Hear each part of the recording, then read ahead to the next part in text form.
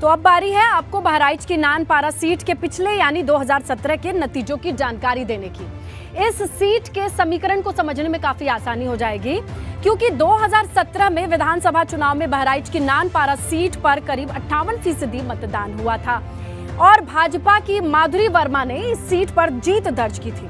उन्होंने सपा कांग्रेस के संयुक्त उम्मीदवार वारिस अली को इस चुनाव में मात दी थी। हालांकि वारिस अली का अब निधन हो चुका है। वहीं अब बारी है बहराइच के नानपारा सीट के पिछले 3 चुनावी नतीजों के बारे में जानकारी देने की, जिससे आप समझ जाएंगे कि यहाँ का सियासी मिजाज है कैसा। देखिए, 2007 विधानसभा चुनाव में नानपारा सीट पर बसपा के वारिस अली विधायक बने, जिनका अब निधन हो चुका है। वहीं 2012 में माधुरी वर्मा ने इस सीट पर कांग्रेस से जीत दर्ज की थी। हालांकि सियासी हवा भांपकर माधुरी वर्मा 2017 से पहले ही बीजेपी में शामिल हो गई थी और 2017 में बीजेपी से वो विधायक बनी है।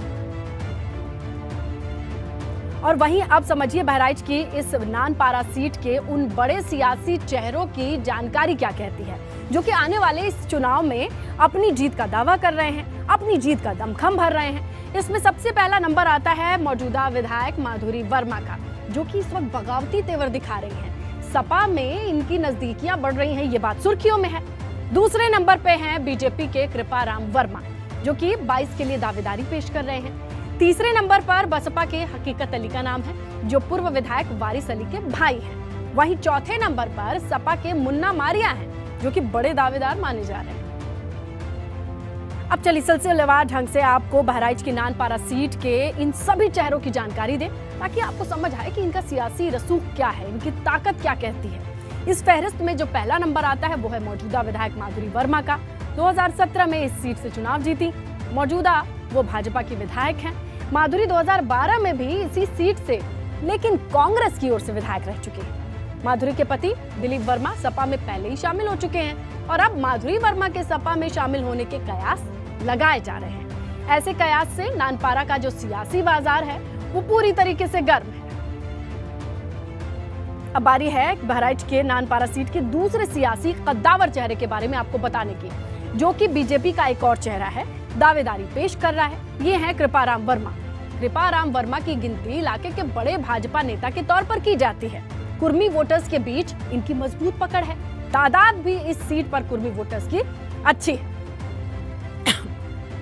कृपाराम वर्मा की पकड़ अगर नानपारा सीट के सवर्ण तबके के बीच में भी है तो कुछ कहना गलत नहीं होगा। बीजेपी के परंपरागत वोटर माने जाते हैं। माधुरी वर्मा के बगावत के बाद बीजेपी इनको टिकट दे सकती है।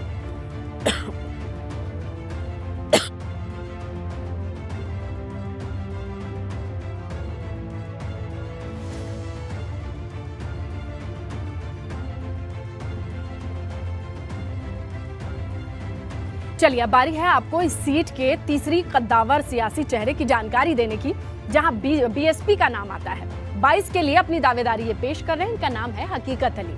हकीकत अली पूर्व बसपा विधायक वारिस अली के भाई हैं, जिनका इंतकाल हो चुका है। हकीकत अली की इलाके में मुस्लिम वोटर्स के बीच अच्छी पकड़ मानी जाती है और तादाद भी अच्छी है इस सीट पर। हकीकत अली की पकड़ नानपारा के दलित तबके के बीच भी अच्छी है, जो कि बीएसपी का परंपरागत वोटर भी है। तो चलिए अब बारी है आपको बहराइच के नानपारा सीट के चौथे बड़े सियासी चेहरे की भी जानकारी दे दें, जो समाजवादी पार्टी का चेहरा है।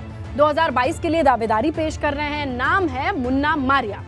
इलाके में बड़े सपा नेता के तौर पर जाने जाते हैं। मुस्लिम तबके के बीच अच्छी पकड़ है। तादाद सीट पर ज्यादा है मुस्लिम की। मुन्ना मारिया इलाके में ओबीसी वोटर्स के बीच अच्छी पहचान रखते हैं और इन्हीं खूबियों के साथ 2022 के लिए सपा के टिकट के लिए इनकी दावेदारी दिखाई देती है।